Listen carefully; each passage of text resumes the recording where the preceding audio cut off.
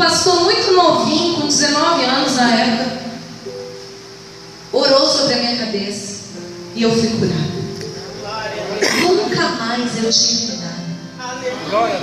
Nunca mais eu precisei tomar o Gadenal. E minha mãe se tornou obreira da igreja, está até hoje. A vida dela financeiramente mudou totalmente.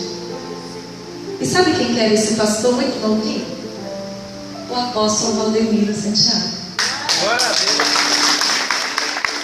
E eu digo que eu sou fruto de um milagre da Igreja Mundial por conta dele. Ele é o líder da Mundial, né? Então eu quero te dizer que quando você entra aqui, você sai com a tua bênção. Tenha certeza disso. Só que eu quero te contar um segredo. Não se preocupe com os problemas que você tem passado.